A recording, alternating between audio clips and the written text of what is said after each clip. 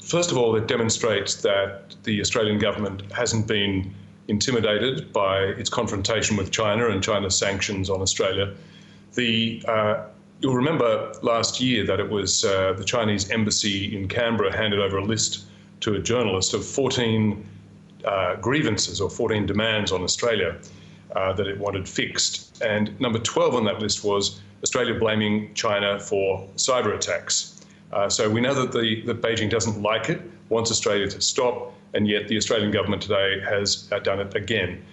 The larger significance is that this is a broader coalition of countries that have come together to attribute this attack to China. This is the first time, so in the past, the Five Eyes countries, the so-called Five Eyes, the Anglophone nations that are joined in an intelligence sharing network, the US, Britain, Australia, Canada, New Zealand, they've put out joint statements, but this time they've not only been joined by Japan, but also by the European Union and the NATO alliance. That's a first, and it shows a hardening of, I suppose, the like-minded democratic countries of the world in their preparedness to criticise China in an attempt to try to change its behaviour. Well, the government has long been warning that cyber attacks from China and Russia will increase in frequency and severity. What options do the Five Eyes have to counter them? Well, there's defensive mechanisms and there are offensive. The defensive mechanisms, the primary one has to be improving our own ability to withstand and protect, and we don't have that very well at all. The federal government is really only just getting serious about it in very recent months. The corporate sector has barely begun to take it seriously. So that's the first step. Second is offensive measures and calling out attribution of blame, like today is a mild example of that, but they can escalate.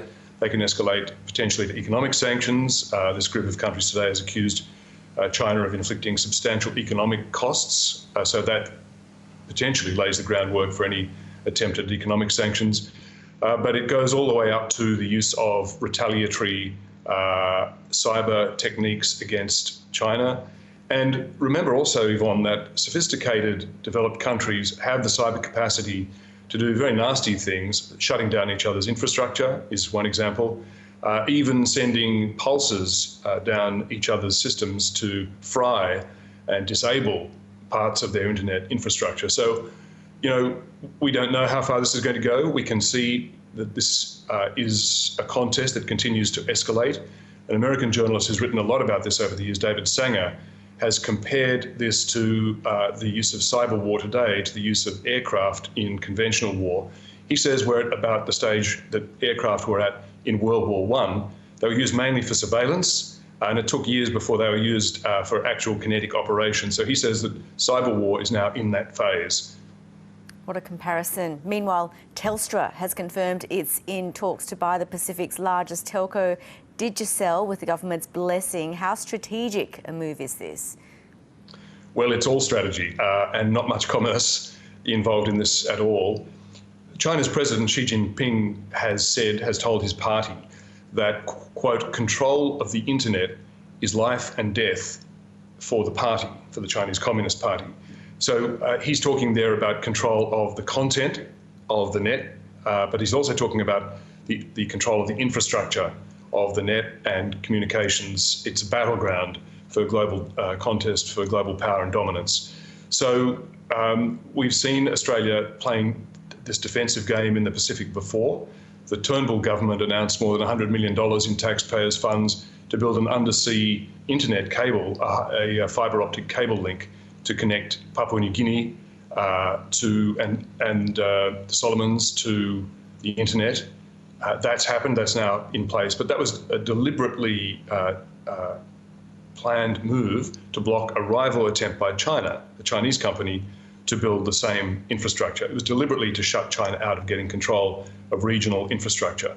What we see today with the federal government talking to Telstra about buying into this company, Pacific Digicel Pacific, is exactly the same. It's a part of that same, it's a defensive move in the chess game for control of power, influence, and the communications infrastructure across what has traditionally been Australia's strategic hinterland, the South Pacific. It will involve federal government money, as well as the federal government's asking Telstra, obviously, to put some $200, $300 million into it, maybe, of shareholders' funds, and other companies also to come together to put together a consortium. And again, if it weren't for the Chinese competition for dominance in the region, the Australian government wouldn't be doing this and would have no interest in it whatsoever. Interesting developments. Peter Hartcher, thanks for your analysis. Pleasure, Yvonne.